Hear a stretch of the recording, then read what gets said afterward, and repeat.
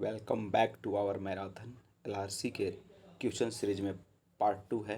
इसमें आप कंटिन्यू बने रहें, देखते हैं कितने हम कंप्लीट कर पाते हैं।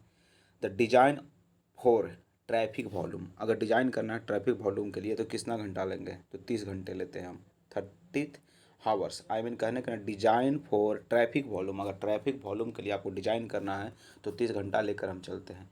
ये आपको पता होगा, मॉडरेट रेशियो बहुत बार आप पढ़े होंगे। मॉडरेट रेशियो का फॉर्मूला क्या होता है, 200/803 CBC। मतलब कहने का मतलब मॉडरेट रेशियो कितना होता है, 280/3 CBC ये होता है मॉडरेट रेशियो। तो मॉडरेट रेशियो कितना होता है, मोडुलर रेशियो, मॉडरेट नहीं है मॉडुलर रेशियो, 280/3 CBC। आप जानते हैं मॉडुलर रेशियो इतना होता है, कितना, आंख बंद कर ध्यान लगाइए, 280/3 CBC ये होता है कंप्रेशन स्ट्रेंथ, CBC होता है due to the bending. Compress CBC जो है ना कंप्रेसर स्ट्रेंथ होता है, 280/3 CBC ये होता है मॉडुलर रेशियो। ओके। अब spacing of the stirrup near the sport mean mean near the support, कहने का मतलब कि स्पेसिंग स्पेसिंग स्टीरप जो होता है ना, स्पेसिंग जो स्टीरप्स कहाँ, जो स्टीरप्स हम लगाते हैं बीम वगैरह में, तो स्पेसिंग ऑफ स्टीरप जो होता है तो नियर द सपोर्ट जो होता है ना वो ज़्यादा होता है, सॉरी नियर द सपोर्ट कम होता है, नियर द सपोर्ट कम होता है। आई मीन कहने का मतलब सपोर्ट के पास आपको स्पेसिंग स्टीरप से कम होता है, लेकिन वहाँ लोड मैक्सिमम होता है। तो आपसे दो तरह से क्वेश्चन पूछ सकता है। आपको पूछेगा कि नियर द सपोर्ट आपका क्या होता है, स्पेसिंग स्टीरप्स, तो वो मिनिमम होता है। अब लोड आपसे पूछ देगा कि स्पेस मतलब स्टीरप जहाँ पे अथी होता है ना, जहाँ पे क्या बोलते हैं स्टीरप के नियर, मतलब spacing of stirrup near the support, तो नियर द सपोर्ट आपसे पूछेगा कि लोड कितना होता है। तो स्टीरप जो होता है ना वो मिनिमम होता है स्पेसिंग स्टीरप्स, लेकिन वहाँ पे लोड मैक्सिमम होता है, कहाँ पे, तो सपोर्ट पे। Okay. Weakest fillet belt, थ्रोड fillet belt, ये भी बहुत मोस्ट इंपॉर्टेंट क्वेश्चन है, बार बार पूछा जाता है कि वीकेस्ट फिलेट बेल्ट कहाँ होता है, तो थ्रोड ऑफ द फिलेट बेल्ट ये होता है वीकेस्ट फिलेट बेल्ट। जहाँ पे वीक होना है होता है ना बेल्ट, जब वेल्डिंग करते हैं तो वीक कहाँ होता है, तो थ्रोड फिलेट बेल्ट के पास आपका वीक होता है। ओके। डिग्री ऑफ डिटर्मिनेंसी के लिए फार्मूला क्या होता है, तो डिग्री ऑफ डिटर्मिनेंसी के लिए फार्मूला होता है 3m प्लस r माइनस में 3j, ये हो जाता है आपको डिग्री ऑफ स्टैटिक डिटर्मिनेंसी।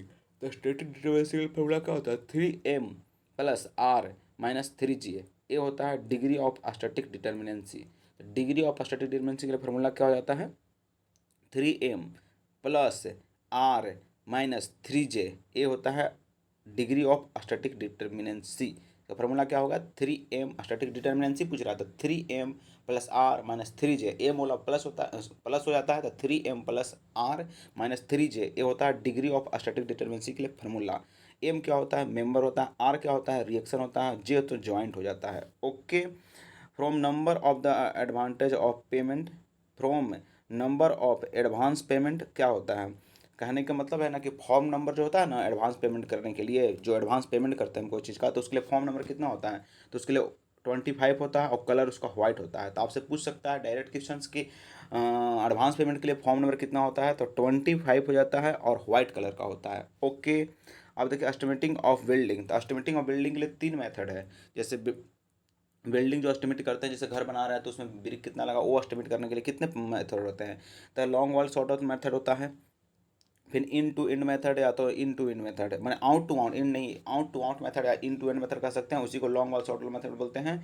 और एक और मेथड आ गया आपको सेंटर लाइन मेथड और क्रॉसिंग मेथड। तो 3 मेथड पढ़े आपको, लॉन्ग वॉल शॉर्ट मेथड को ही बोलते हैं आउट टू आउट, और इन टू आउट मेथड बोलते हैं उसी को, और सेंटर लाइन मेथड जानते हैं कि क्या होता है, और बोले तो क्या बोलते हैं क्रॉसिंग मेथड, ये होता है मेथड आपको बिल्डिंग एस्टिमेटिंग के लिए। ठीक है, आगे बढ़ते हैं।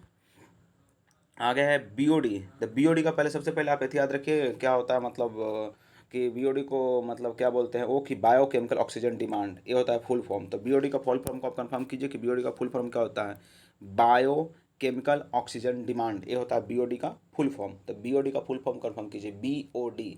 तो बीओडी का फुल फॉर्म कितना होता है, बीओडी, बीओडी जानते हैं ना, बायोकेमिकल ऑक्सीजन डिमांड, बायोलॉजिकल नहीं कह सकते हैं, बीओडी का बायोकेमिकल बोलते हैं। तो बीओडी का full form biochemical oxygen demand होता है।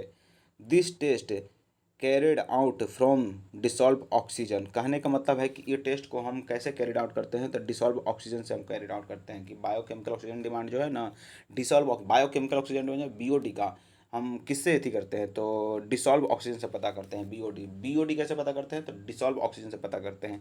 ये 20 डिग्री सेंटर टेम्परेचर पर होता है, वो भी 5 डेज में। तो आपसे डायरेक्ट क्वेश्चन पूछता है कि 20 डिग्री टेम्परेचर रहेगा तो कितना दिन में होगा, तो 5 दिन में होगा। कभी पूछ देगा कि 5 दिन में कितना टेम्परेचर होता है, तो 20 डिग्री टेम्परेचर होता है। ओके। अब आया break point, in break point chlorination curve is pointed for white sorry which residual chlorine for an applied dose chlorine in the stage when the chlorination water should be stop। हाँ, कहने का मतलब है ना, break point जहाँ होता है ना, वहाँ पे क्लोरिनेशन जो होता है ना, क्लोरिनेशन जो होता है ना, stage in the stage chlorination of water should be stop. Chlorination of water stop हो जाता है किस स्टेज में? तो ब्रेक पॉइंट पे। जहाँ ब्रेक पॉइंट होता है ना, वहाँ पर क्लोरिनेशन जो होता है ना, वो स्टॉप कर जाता है। ओके, अब देखिए the rain cycle India 35 years है। जो रेन साइकिल इंडिया में लेते हैं कितना सा 35 ईयर्स का लेते हैं। ओके ना, the rain cycle in India, India में रेन साइकिल कितना का लेते हैं? 35 ईयर्स का। ओके, खरीफ सीजन, अब खरीफ सीजन की बात कर रहा है तो खरीफ सीजन का जो होता है ना, कैपेसिटी फैक्टर कितना होता है? तो 0.9 से 0.95 तक होता है। तो खरीफ जो सीजन होता है अपना, खरीफ सीजन, उसमें कैपेसिटी फैक्टर कितना होता है? खरीफ सीजन का कैपेसिटी फैक्टर कितना होता है? 0.9 से लेकर 0.95 तक होता है खरीफ सीजन का कैपेसिटी फैक्टर।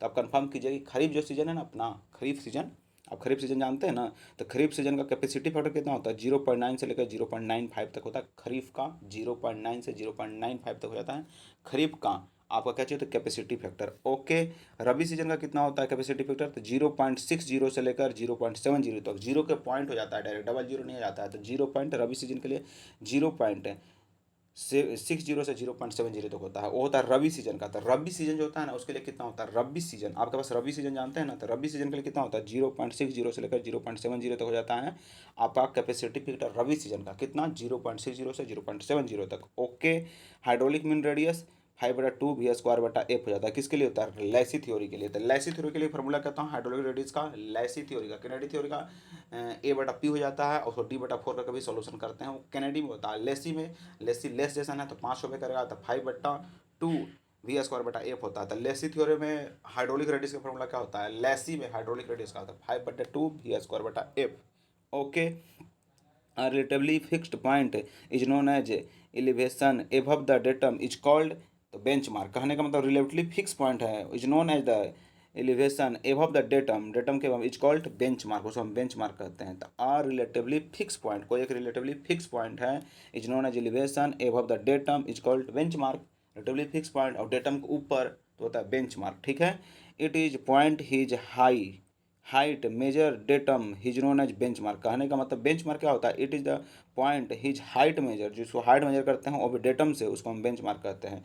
बेंचमार्क क्या होता है? यह एक फिक्स पॉइंट होता है जिससे हम हाइट को मेजर करते हैं, वो भी डेटम से, उसे हम बेंचमार्क करते हैं। तो बेंचमार्क क्या होता है? एक माने फिक्स पॉइंट होता है जिसको डेटम से लेकर हाइट मापते हैं, उसी को हम बेंचमार्क कहते हैं। ओके, आगे बढ़ते हैं, क्या है आगे देखिए है, विच इंस्ट्रूमेंट इज के combination of the electromagnetic theodolite and micro pressure total station, कहने का मतलब which instrument is combination of electronic theodolite and micro pressure total station. Total station में होता है क्या? कंफर्म कीजिए क्या क्या मतलब कॉम्बिनेशन होता है टोटल स्टेशन में, इंस्ट्रूमेंट में। टोटल स्टेशन जो इंस्ट्रूमेंट होता है ना, उसमें क्या कंबाइंड होता है? तो electronic theodolite and micro pressure. Electronic theodolite, जो इलेक्ट्रॉनिक थियोडोलाइट होता है ना, वो होता है, और माइक्रो प्रेशर होता है, दोनों कंबाइंड होता है। दोनों कंबाइंड होता है आपको कॉम्बिनेशन का, electronic theodolite and micro pressure. Electronic theodolite and micro pressure total station में आपको क्या होता है? कॉम्बिनेशन होता है। टोटल स्टेशन में क्या क्या कॉम्बिनेशन होता है? टोटल स्टेशन देख रहे हैं ना,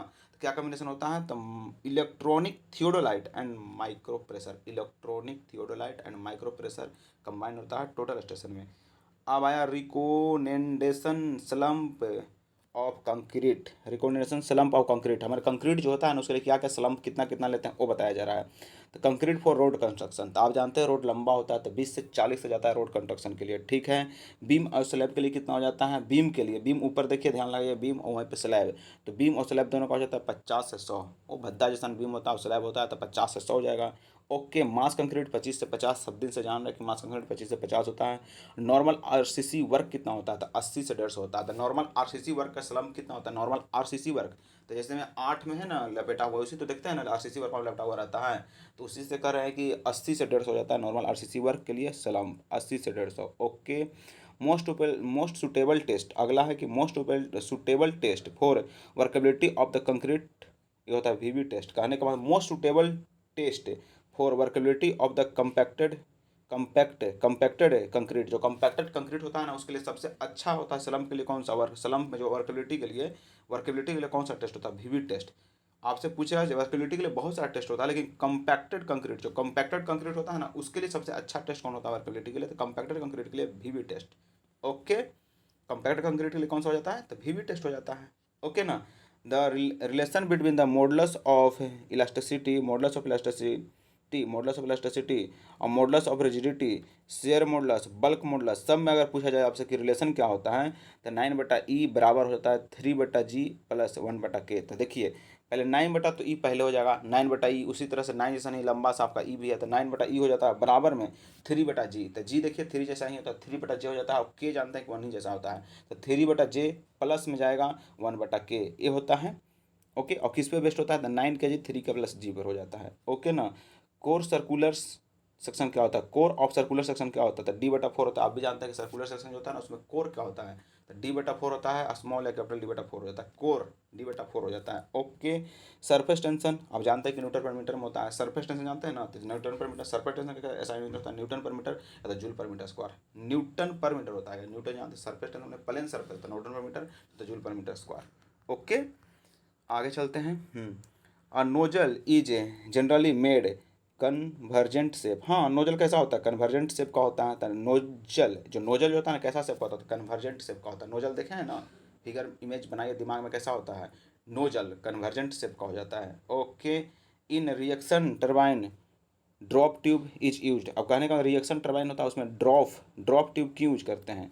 to increase the head of the water by an amount equal to height of the runner outlet above the tail rise. कहने का मतलब है ना कि इट यूज मैंने ड्रॉप ट्यूब का ही यूज करते हैं रिएक्शन टर्बाइन में। जो रिएक्शन टर्बाइन होता है उसमें ड्रॉप ट्यूब क्यों यूज करते हैं? To increase the head of water, head water जो होता है ना उसको इंक्रीज करने के लिए ड्रॉप ट्यूब क्यों यूज करते हैं? तो increase the head of water by amount equal to height of runner outlet above the tail tail race. कहने का मतलब सबसे पहले समझिए कि ड्रॉप ट्यूब जो होता है ना, उसका यूज इसलिए करते हैं ना कि हेड ऑफ वाटर को इंक्रीज किया जाए। ओके, हेड ऑफ वाटर के लिए ड्रॉप ट्यूब का यूज करते हैं रिएक्शन टर्बाइन में, ठीक है ना। The moment of inertia rectangular section about base, तो कह रहा है कि मोमेंट ऑफ इनर्शिया पूछ रहा हो रेक्टेंगुलर का, ट्रेंगल का नहीं, रेक्टेंगुलर सेक्शन का अबाउट बेस, वो भी बेस से। तो 4 times of the moment of inertia about centre of axis. तो 4 टाइम हो जाता है moment of inertia about centre of axis, 4 times हो जाता है। और भी सेंटर ऑफ एक्सिस का 4 टाइम्स होता है। तो 4 times moment of inertia about centre of axis, 4 time होता है मोमेंट ऑफ इनर्शिया, वो भी सेंटर ऑफ एक्सिस हो जाता है, 4 टाइम होता है। तब moment of inertia of the rectangular section, moment of rectangular section about base etch, मैंने बेस से कितना हो जाएगा? तो 4 times of moment of inertia about centre axis, centre axis से हो जाएगा 4 टाइम्स। बेस से पूछेगा तो 4 टाइम, वो भी कहाँ से? तो सेंटर से। ओके, अगर इस तरह से फिगर दे दे आपसे पूछेगा तो क्या होगा? तो इसको बोलेंगे इट्स शेप प्योर क्ले। आज ये शेप जो दिया हुआ है ना, इस तरह से इमेज जो बन रहा है स्ट्रेट लाइन, तो प्योर क्ले का है। Okay. Where used design desire line और रिटेंशन एंड डिस्टेंशन स्टडीज। कहने का मतलब है कि ये जो डिजायर लाइन होता है ना, कहाँ यूज करते हैं? तो रिटेंशन और डिटेंशन स्टडीज के लिए डिजायर लाइन, एक डिजायर लाइन होता है, ये सब लाइन है। डिजायर लाइन कहाँ यूज होता है? और रिटेंशन एंड डिटेंशन स्टडी के लिए desire line. Where use desire line, desire line देखे हैं ना, डिजायर लाइन कहाँ यूज होता है? ओरिएंटेशन एंड डिटेंशन स्टडी के लिए हम यूज करते हैं। ओरिएंटेशन एंड डिस्टेंशन स्टडी के लिए हम यूज करते हैं डिजायर लाइन का। तो डिजायर लाइन आप देखे हैं ना, लाइन इस समय डिजायर लाइन, तो ओरिएंटेशन और डिस्टेंशन के स्टडी के लिए हम डिजायर लाइन का यूज करते हैं, ठीक है। अब वो है softening point test. Okay, ring ball operators. तो हाँ, ये मतलब बहुत बार पूछा गया है। सॉफ्टनिंग पॉइंट टेस्ट जो होता है ना, ये कहने का मतलब है बिट्टू मीनस में ट्रांसपोर्टेशन क्वेश्चन है कि सॉफ्टनिंग पॉइंट टेस्ट किसके लिए करते हैं? सॉफ्टनिंग पॉइंट टेस्ट होता है किससे करते हैं? तो रिंग बॉल ऑपरेटर से करते हैं सॉफ्टनिंग पॉइंट टेस्ट। सॉफ्टनिंग, एक सॉफ्टनिंग जो होता है ना बिट्टू का, बिट्टू मिनट का सॉफ्टनिंग पॉइंट होता है। तो उसे कैसे करते हैं? तो रिंग बॉल ऑपरेटर से हम सॉफ्टनिंग पॉइंट टेस्ट करते हैं। और पेंट्रेशन टेस्ट किस लिए करते हैं? तो ग्रेड के लिए हम। अभी आपसे पूछेगा कि आपको बिट्टू मीन्स का आपको ग्रेड पता करना है, तो कौन सा टेस्ट करेंगे? तो पेंट्रेशन टेस्ट करेंगे। जैसे आप सेमेंट में देखिए ग्रेड पता करना रहता है तो पेंट्रेट करते हैं ना, तो जस्ट लाइक बिट्टू में भी आप याद रखिए कि अगर भाई पेंट्रेशन टेस्ट करना है तो उसमें ग्रेड के लिए करेंगे। ओके। और softening point test ring ball operator से। और नंबर ऑफ व्हीकल्स, अगर कितना नंबर ऑफ व्हीकल्स गुजरा है अभी रोड पे, उसको याद करना है तो क्या फॉर्मूला होगा? तो 1000 V L plus C. Number of vehicles के लिए 1000 सी बटा में एल प्लस सी। 1000 भी होता है, सॉरी 1000 भी बटा में एल प्लस सी। ओके, आगे चलिए।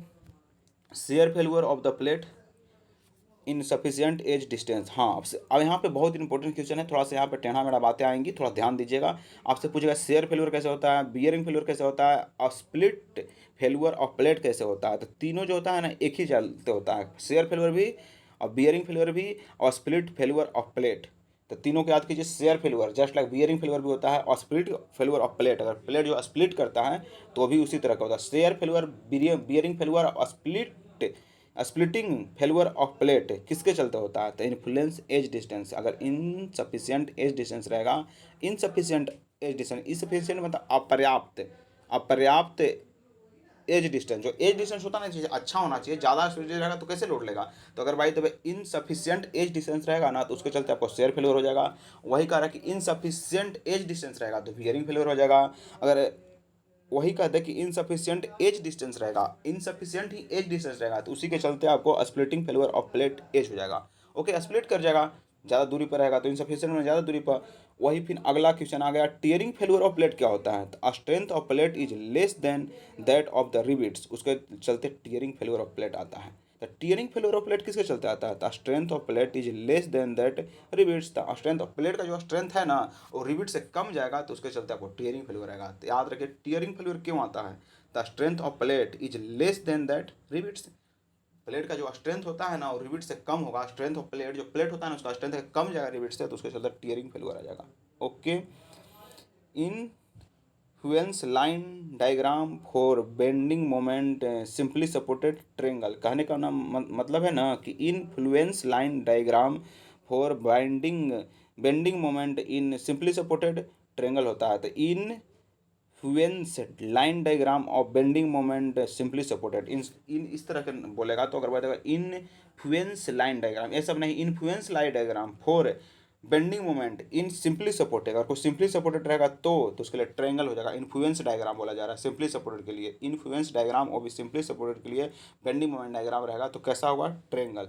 ओके, अब कह रहा है कि in dilution factor above the 500 standard pure फिक्सन नोट ट्रीटमेंट ऑफ रिक्वायर्ड। कहने का मतलब है ना कि डाइल्यूशन फैक्टर एबव द 500 रहेगा तो इसमें 500, अगर डाइल्यूशन फैक्टर एबव द 500 रहेगा स्टैंडर्ड प्योर फिक्सन, तो इसके लिए नो ट्रीटमेंट इज रिक्वायर्ड। इसमें ट्रीटमेंट करेंगे ही नहीं, नो ट्रीटमेंट इज रिक्वायर्ड। कोई ट्रीटमेंट, अगर डाइल्यूशन फैक्टर 500 से ज़्यादा है तो इसके लिए हम कोई ट्रीटमेंट नहीं करेंगे, हम 500 से ज़्यादा रहेगा तब।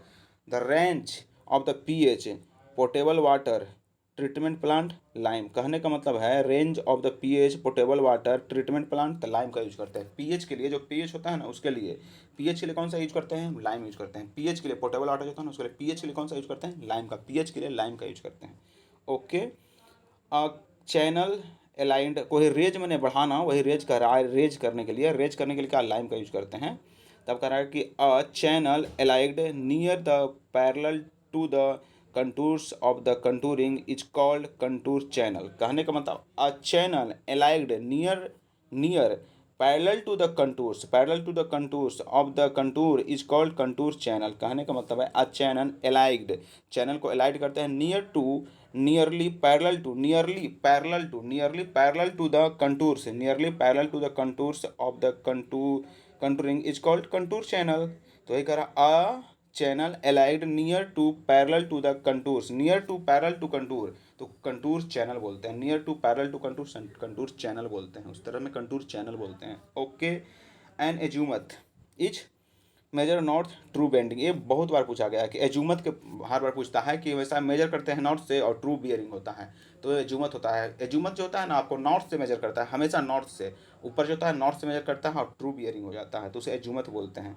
अब वह curvature of the earth taken geodetic survey, curvature of earth, हाँ कौन सा सर पूछ रहा है क्वेश्चन कि कौन सा सर्वे में हम जियोडेटिक सर्वे को लेकर चलते हैं। तो कर्वेचर ऑफ अर्थ जो होता है ना उसमें हम जियोडेटिक सर्वे को करते हैं। तो आपको बोल देगा कि जियोडेटिक सर्वे में क्या लेकर चलते हैं, तो कर्वेचर ऑफ अर्थ को चलते हैं लेकर।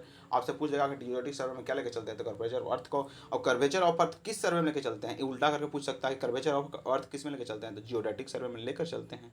ओके, आगे बढ़ते हैं, क्या है कह रहा है तो affected the GPS accuracy, GPS जो होता है ना उसके एक्यूरेसी में क्या क्या अफेक्ट करता है वो कह रहा है। सेटेलाइट जियोमेट्री, सेटेलाइट जियोमेट्री होता है वो इफेक्ट कर देता है। फिर इलिप सोएड ओनली, इलिप्सोइड ओनली, ये भी ट्रांसफर मतलब अफेक्ट करता है। फिर आइसो स्फेरिक इफेक्ट ओनली, ये भी मतलब आपको अफेक्ट कर देता है। तो क्या क्या अफेक्ट करता है जीपीएस को, जो जीपीएस है ना अपना, उसको क्या क्या अफेक्ट करता है। पहले सेटेलाइट जियोमेट्री, सेटेलाइट जो होता है उसका जियोमेट्री अफेक्ट करता है। फिर इलिप्सोइड ओनली, फिर आइसो स्फेरिकल इफेक्टेड ओनली, ये भी अफेक्ट करता है। ओके, अब according to the 14,353 95 maximum thickness of the commercial veneers 6 mm। कहने का मतलब है आई एस कोड जो है ना 14,353 1995 के हिसाब से मैक्सिमम थिकनेस ऑफ द व्हीनर्स क्या होता है, जो व्हीनर्स होता है ना उसका थिकनेस कितना होता है, 6 mm होता है। ऐसे हमको कॉपी में लिखाया गया है, 0.42 से लेकर 0.06 तक लिखाया गया है। आई मीन याद रखिए आपकी व्हीनर जो होता है, जो प्लाईवुड में यूज किया जाता है, उसका साइज हो जाता है 0.42 से लेकर 0.006 तक, 0.42 से लेकर 0.06 तक हो जाता है थिकनेस ऑफ व्हीनर, 0.42 से लेकर 0.06 तक। ऐसे ही कोड के हिसाब से बताया गया है 6 mm। ओके, टू, यहाँ पे देखिए एक मतलब नोट पॉइंट है, two litre of the Portland having a specific gravity इतना। और कहने का मतलब है 2 लीटर ऑफ द पेट्रोल, पोर्टलैंड नहीं है, 2 litre of the petrol having a specific gravity 0.808 weight इतना है, तो कैलकुलेट द डेंसिटी। आपको डायरेक्ट यहाँ बता रहे हैं कि अगर बाय द वे कहीं भी स्पेसिफिक ग्रेविटी आपको दिया रहे और उसमें डेंसिटी पूछें तो डायरेक्ट स्पेसिफिक ग्रेविटी में 1000 से गुना कीजिए, आपका डायरेक्ट आपको निकलेगा डेंसिटी, और कोई तीतीमान नहीं करना है। अब यहाँ पे क्वेश्चन था नहीं बना है, आगे बढ़ते हैं। आगे क्वेश्चन आपका है अस्कुम। अस्कुम मीन्स क्या होता है, तो मैल होता है। अस्कम मीन्स क्या होता है, मैल। तो यही मतलब क्वेश्चन इसे पूछा गया था अस्कम वाला, तो यही यहाँ पे लिखाया गया है कि अस्कम मीन्स क्या होता है, SCUM, अस्कम। अस्कम मीन्स क्या होता है, मैल होता है। ठीक है, आगे देखते हैं। Air pollution act 1981। Air pollution act कब आया था, तो 1981 में आया था air pollution act. Air pollution जानते हैं ना, तो एयर पॉल्यूशन एक्ट कब आया था, तो 1981 में आया था air pollution act. Air pollution act कब आया था, याद कीजिए, एयर ना, हवा वाला, एयर पोल्यूशन 1981 में आया था। वाटर पोल्यूशन एक्ट कब आया था, 1974 में। और रिपीट कब हुआ, 1988 में। तो कंफर्म कीजिए कि वाटर पोल्यूशन एक्ट कब आया था, वाटर पोल्यूशन 1974 में, और रिपीट हुआ 1978 में। नॉइज पोल्यूशन एक्ट कब आया, 1999 में। नॉइज, तो तीनों को नॉइज करा में देगा, तो 1999 में आया था noise pollution. Okay, biodiversity act 2002 में आया था। बायोडिवर्सिटी एक्ट 2002 में आया था। जंक मीन्स कचरा होता है, याद रखिएगा, ये आपको एस्टिमेटिंग क्वेश्चन से क्वेश्चन बनता है। जंक माने कचरा होता है, लास्ट जो बच जाता है ना उससे क्वेश्चन पूछता है जंक लगाकर, तो उसका स्क्रैप वैल्यू आ जाता है, तो जंक मीन्स कचरा होता है। ओके, अब यहाँ पे आपको बहुत बार रिपीटेड क्वेश्चन है, रिलेशन बिटवीन द चेजी कोफिशिएंट और मीनिंग्स पर मीनिंग रखने, मीनिंग कोफिशिएंट। तो चेजी में और मीनिंग्स में रिलेशन क्या होता है, चेजी बराबर हो जाता है 1/n आर के पावर 1/6, ये हो जाता है, नहीं तो आर के पावर 1/6 बटा में एन जाता है। तो फार्मूला कंफर्म कीजिए, 1/n नहीं तो आर के पावर 1/6 हो जाता है। ये फार्मूला था चेजी में और मीनिंग्स में। अब देखिए इंसेक्ट मीन्स क्या होता है, कीड़ा। याद कीजिए कि इंसेक्ट मीन्स क्या होता है, कीड़ा। स्कैप्स मीन क्या होता है, निकास। इस कैप मीन्स निकास हो जाता है। क्रिएस्ट मीन्स क्या होता है, तो शिखर।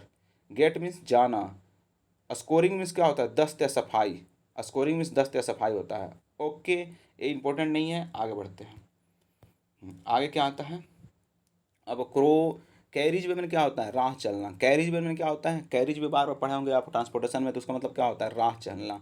फिर पैडेस्ट्रीन क्रॉसिंग क्या होता है, तो पैदल यात्री के लिए जो लाइन मारा रहता है ना, तो उसी को बोलते हैं पैडेस्ट्रीन क्रॉसिंग, तो उसमें पैदल यात्री होता है। ओके, अपरी पर पेवमेंट एज लाइन, फुटपाथ का किनारा। जो पेवमेंट एज लाइन होता है ना, पेवमेंट एज लाइन जो पढ़ते हैं बार बार कि पेवमेंट एज लाइन है, तो फुटपाथ किनारा का मार्किंग होता है उसको पेवमेंट एज लाइन बोलते हैं। पेवमेंट एज लाइन क्या होता है, तो फुटपाथ किनारा का जो मार्किंग होता है उसको पेवमेंट एज लाइन बोलते हैं। और होता है अपरेटेंस। अपरेटेंस मीन्स क्या होता है, अपरेटेंस मीन्स उपकरण होता है। ओके, अब देखिए total water from the bottom of the tank. कोई भी टैंक दे देगा, उसमें पूछेगा कितना आपको डेप्थ है, इतना विड्थ है, इतना हाइट है, और पूछेगा आपसे total water bottom of the tank. तो बॉटम ऑफ टैंक पूछेगा टोटल वाटर, तो उसके लिए फॉर्मूला होता है ρGHA। बॉटम ऑफ टैंक बोल रहा है, टैंक के बॉटम में कितना होता है, तो ρGHA हो जाता है फॉर्मूला। उसको टोटल वाटर पूछेगा तो ρGHA ये फॉर्मूला होता है, तो ρGHA हो जाता है, ρGHA होता है टोटल वाटर के लिए। ओके, अब देखिए कंप्यूटेशंस मीन्स क्या होता है, कंप्यूटेशंस मीन्स गणना करना। रिमोट मीन्स क्या होता है, दूर। लोकेशन मीन्स जगह होता है। हिल मन क्या होता है, तो हिल मन याद कीजिए पहाड़ होता है। इंडेक्सेशन मीन्स क्या होता है, सूचीकरण। ऑब्लिक्यू में क्या होता है, ऑब्लिक्यू मीन्स तिरछा होता है, और कोर्टयार्ड मीन्स क्या होता है, आंगन, और टेडियस मीन्स थकाऊ, टेडियस मीन्स क्या होता है, थकाऊ हो जाता है। ओके, आगे चलते हैं। Minimum size of the drawing कितना होता है, 16 square metre. Minimum size of drawing, drawing का मिनिमम साइज कितना होता है, 16 स्क्वायर मीटर होता है minimum size of drawing. Size का ड्राइंग क्या होता है, minimum size of drawing 16 square metre होता है minimum size of drawing. Size का ड्राइंग बताइएगा, तो मिनिमम साइज ऑफ ड्राइंग क्या होता है, ड्राइंग जो बनाते हैं मिनिमम साइज क्या होता है, 16 स्क्वायर मीटर होता है minimum size. Okay, project management tool PERT, project management tool PART, इसका मैंने फुल फॉर्म क्या होता है, तो प्रोग्राम एलिवेशन रिव्यू टेक्निक होता है। PERT का क्या होता है, PERT प्रोग्राम एलिवेशन, एलिवेशन एवुलेशन है, एलिवेशन नहीं, प्रोग्राम इवलेशन रिव्यू टेक्निक होता है PERT का full form. Okay, irrigation canal allied water sites, कहने का मतलब है ना कि इरिगेशन कैनाल कहाँ मन एलाइड करते हैं, वाटर शेड रहता है वहाँ पे इरिगेशन के लाइन को, तो याद कीजिए आप irrigation canal, canal allied, irrigation जो कैनाल होता है अपना, इरिगेशन कैनाल कहाँ एलाइड करते हैं, तो वाटर शेड जो होता है ना वहाँ पे हम इरिगेशन कैनाल को वाटर शेड पे, इरिगेशन जो कैनाल है ना अपना इरिगेशन कैनाल, देखिए ना इरिगेशन कैनाल है ना वो आपको कहाँ एलाइड करते हैं, तो वाटर शेड पे। Okay, irrigation canal water shade पे। ओके, अब दे रहा है फ्लैकी एग्रीगेट मीन डायमेंशन, तो फ्लैकी एग्रीगेट का साइज क्या होता है, 3/5 मीन डायमेंशन। फ्लैकी एग्रीगेट जो होता है ना उसका साइज क्या होता है, फ्लैकी एग्रीगेट का जो फ्लैकी होता है उसको बोल रहे हैं, तो फ्लैकी ग्रेड का जो फ्लैकी ना होता है उसकी 3/5 मेन डायमेंशन और 0.6 टाइम। ओके, तो फ्लैकी ग्रेड का याद कीजिए 3/5 मेन डायमेंशन तो 0.6 टाइम, ये होता है फ्लैकी ग्रेड का size. Stretcher bound is usually used half brick of half brick thickness. अच्छा, स्ट्रेचर बाउंड जो होता है ना use half brick of thickness, तो आपसे पूछ सकता है कि स्ट्रेचर बाउंड में क्या चीज़ हो जाता है, हाफ ब्रिक थिकनेस का यूज करते हैं स्ट्रेचर बाउंड में। याद कीजिए स्ट्रेचर बाउंड में क्या होता है, हाफ ब्रिक ऑफ थिकनेस होता है, कंफर्म कीजिए स्ट्रेचर बाउंड में हाफ ब्रिक थिकनेस होता है। Critical activity zero floats, critical activity जो होता है ना इसमें जीरो फ्लॉट्स होते हैं, जीरो फ्लॉट होता है। ओके, तो क्रिटिकल एक्टिविटी में क्या होता है, क्रिटिकल, हाँ तो क्रिटिकल है ये तो जीरो फ्लॉट्स होगा, प्लॉट होगा, अगर ऐसे नहीं रहेगा सिंपल तो कुछ हो करता है, क्रिटिकल है तो क्रिटिकल को सबको हटाना चाहता है, तो क्रिटिकल एक्टिविटी में क्या होता है, जीरो फ्लॉट होता है। Okay, quantity of the ballast required per metre length for broad gauge track, कहने का मतलब है quantity of ballast required per metre length of broad gauge. Broad gauge के लिए क्या होता है, क्वांटिटी पूछ रहा है, quantity of ballast per metre length broad gauge के लिए पर मीटर लेंथ में कितना होता है, quantity of the ballast 1.036 cubic metre हो जाता है। 1 ब्रॉड गेज में quantity of the blast metre में तो 1.036 क्यूबिक मीटर हो जाता है। Okay, measure the humidity with time, तो हाइग्रोमीटर आप पढ़े होंगे ये फ्लूइड में कि हाइग्रोमीटर का यूज कहाँ करते हैं, ह्यूमिडिटी को major, hygro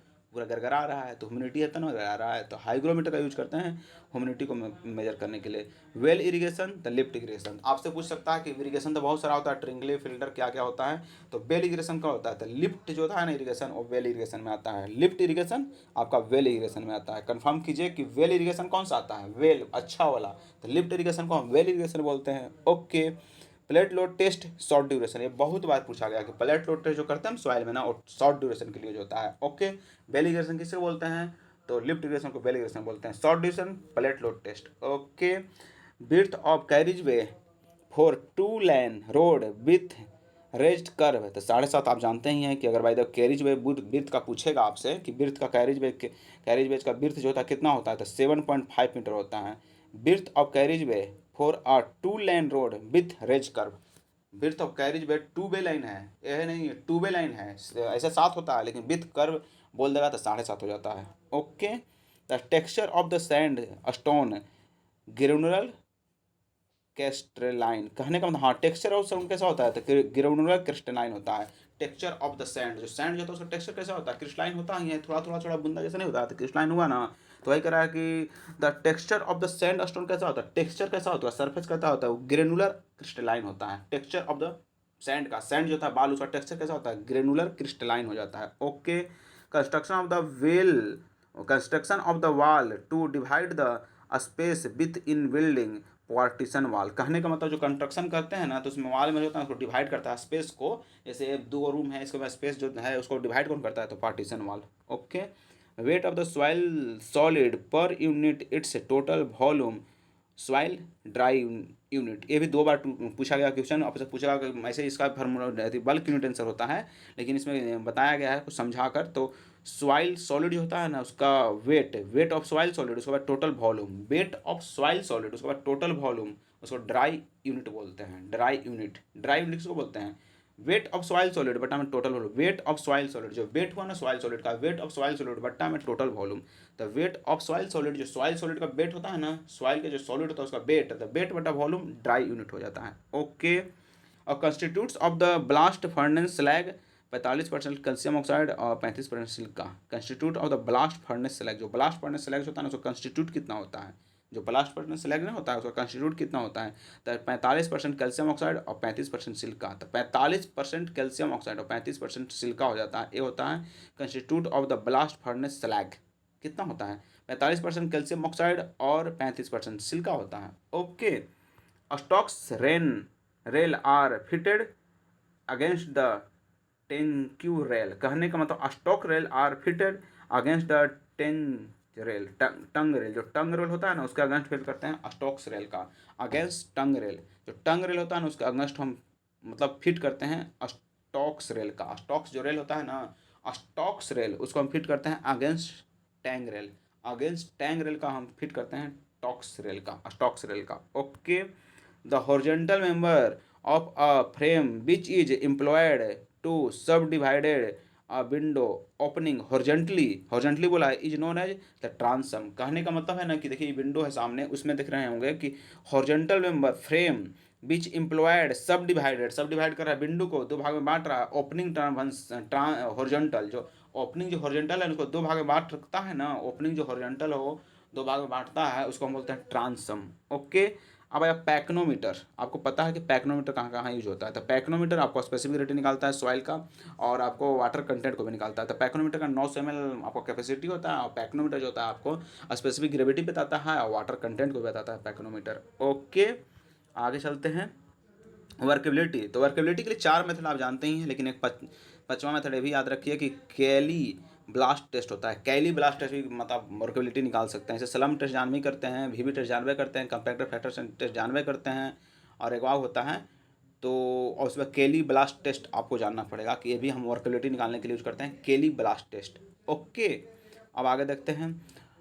not suitable irrigation in the salt construction exist of 200 ppm। हाँ, ये भी बहुत बार पूछा गया कि नॉट सुटेबल इरिगेशन, अगर बाय द वे कौन सा पानी जो है सुटेबल नहीं होगा इरिगेशन के लिए, तो उसमें अगर साल्ट आपको कंस्ट्रक्ट कर रहा है 2000 ppm से भी ज़्यादा, मोर देन 2000 ppm, तो construction salt concentration exist 2000 ppm, तो उसके लिए इरिगेशन के लिए सुटेबल वो पानी नहीं रहेगा। कितना से? 2000 ppm से, याद कीजिए। Normal consistency of the ordinary Portland cement 30%, normal consistency of ordinary Portland cement 30% होता है।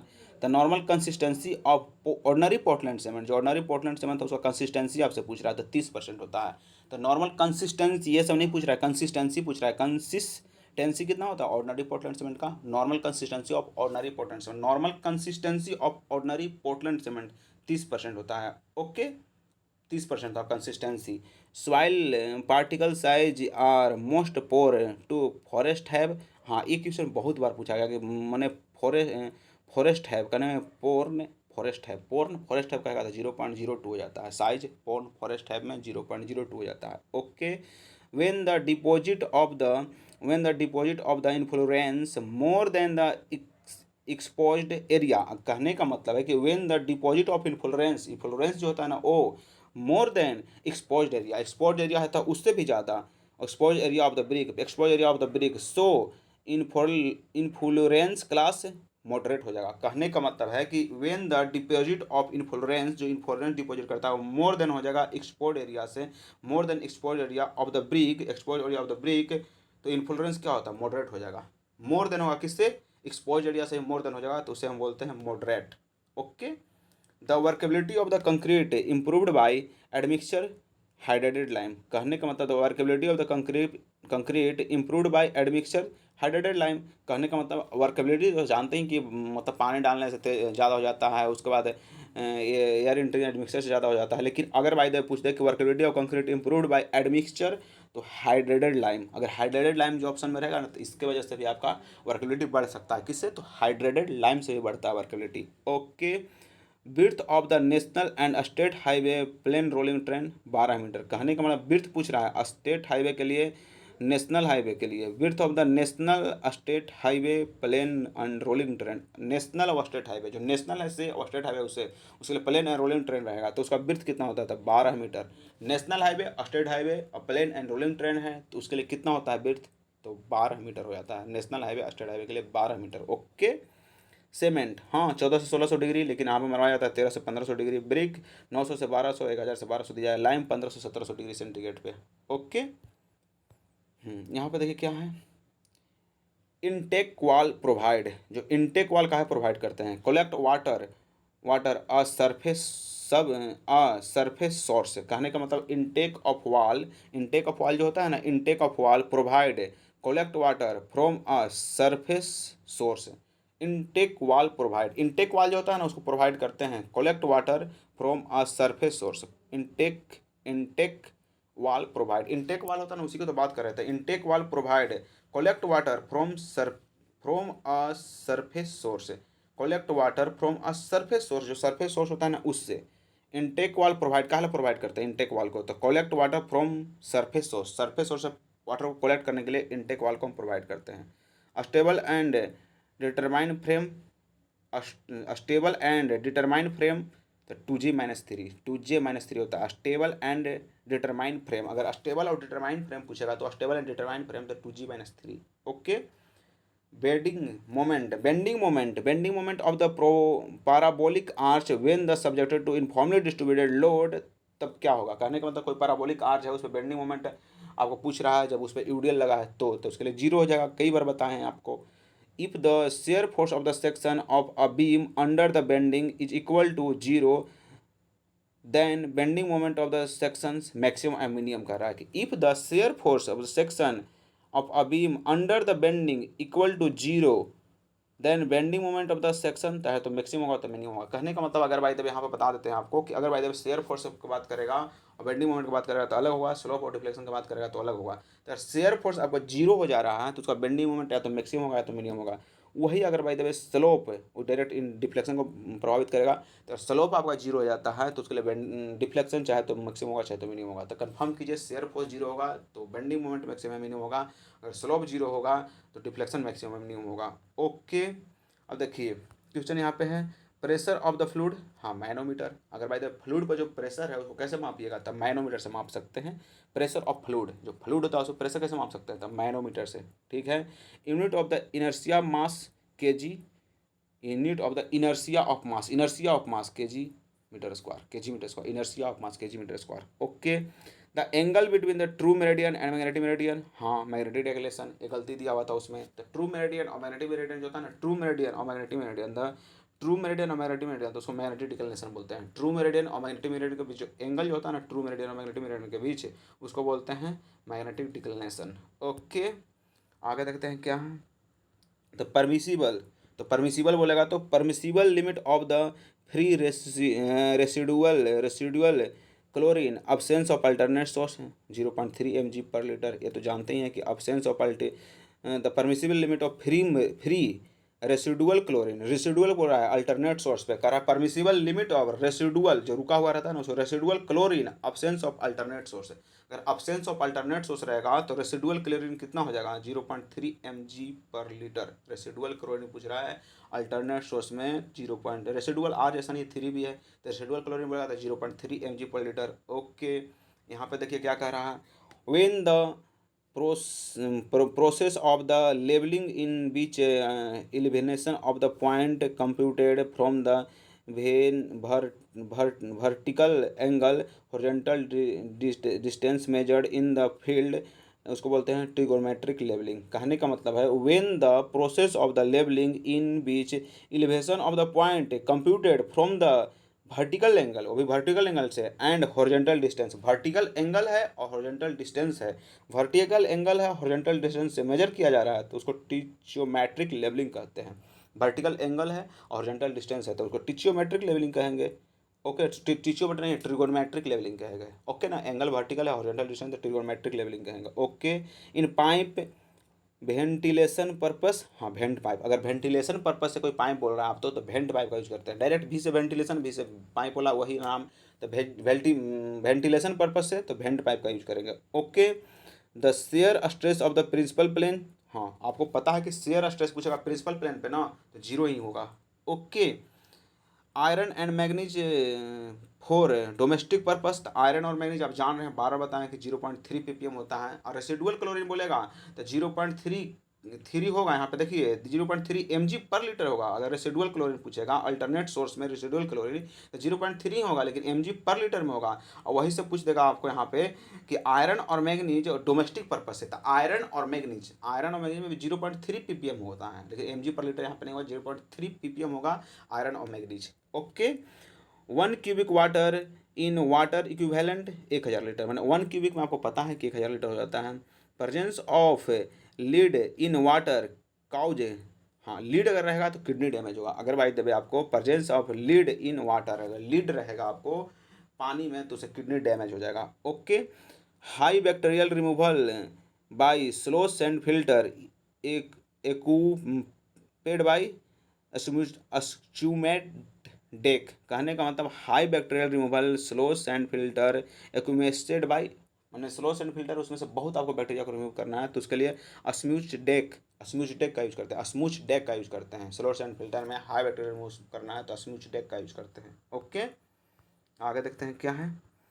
आगे है, if the amount of the annuity is paid from the defined number of periods or years it known as annuity certain, कहने का मतलब है का ये भी बहुत बार क्वेश्चन पूछा गया। If the amount of annuity is paid, कह रहा है कि if the amount of annuity is paid from a defined number of periods of year is known as unity certain कहते हैं उसको, यूनिटी सर्टन कहते हैं। कहने का मतलब इफ द अमाउंट, कोई भी अमाउंट बोला जाए, if the amount of unity is paid from the definite year, कोई डिफिनिट ईयर कह देगा, डिफिनिट ईयर, डिफिनिट ईयर नहीं है, definite number of the periods of years is known as unity certain कहते हैं। मैंने डिफिनिट नंबर में कह देगा तो यूनिटी सर्टन, डिफिनिट नंबर बोल दिया है ना तो डिफिनिट नंबर है तो यूनिटी सर्टन हो जाएगा। अब कह रहा है यहाँ पे level surface, surface of the bag, उसको लेवल सरफेस बोलते हैं। Level surface, surface of bag, level surface क्या होता है, सरफेस ऑफ बैग को हम लेवल सरफेस बोलते हैं। लेवल सरफेस ना, level surface, surface of bag. The least dense rock are found in the mantle, कहने का मतलब the least dense rock are found in the mantle, mantle जो होता है ना मेंटल, उसमें डेंस रॉक को हम फाउंड करते हैं। List dense rock, list dense rock, list dense rock, dense ज़्यादा नहीं, list dense rock the mental. Okay, green concrete made by, ये भी क्वेश्चन बहुत बार पूछा गया, ग्रीन कंक्रीट किससे बनते हैं तो क्रोमियम ऑक्साइड से बनता है। ग्रीन कंक्रीट जो ग्रीन होता है ना, ग्रीन कंक्रीट किससे बनता है, ग्रीन कंक्रीट क्रोमियम ऑक्साइड से बनता है। ग्रीन कंक्रीट क्रोमियम ऑक्साइड से बनता है। क्रोमियम ऑक्साइड जानते हैं ना, तो क्रोमियम ऑक्साइड से क्या बनता है, ग्रीन कंक्रीट। ओके, अब आया कोबाल्ट, कोबाल्ट से कैसे बनता है, ब्लू कंक्रीट बनता है कोबाल्ट से, कोबाल्ट जानते हैं ना, कोबाल्ट धातु, उससे बनता है ब्लू कंक्रीट। आयरन ऑक्साइड से बनता है ब्राउन कंक्रीट, आयरन ऑक्साइड से, हाँ आयरन भूरा जैसा होता था, ब्राउन कंक्रीट बनता है आयरन से।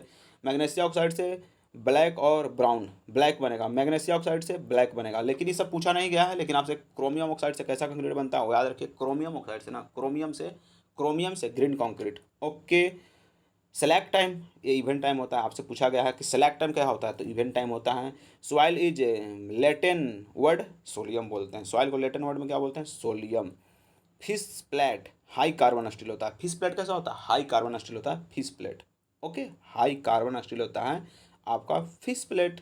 Okay, the absolute humidity decrease at the height altitude, कहने का मतलब है absolute humidity decrease at the high altitude. Absolute humidity कह रहा है ना कि एब्सोल्यूट ह्यूमिडिटी जो होता है ना decrease at height altitude, absolute humidity जो होता है ना डिक्रीज होता है हाइट एल्टीट्यूड पे। Okay, out of the liquid water on other than back sit water salty, कहने का मतलब है out of liquid water on earth the back backs back is back is back back back is water salty, कहने का मतलब है out of the liquid water on earth back is the salty, बहुत सारा जो है वाटर साल्टी है, मतलब एबव द 95%। ओके ना, तो वही कह रहा है कि out of the back liquid water in earth the back is water salty.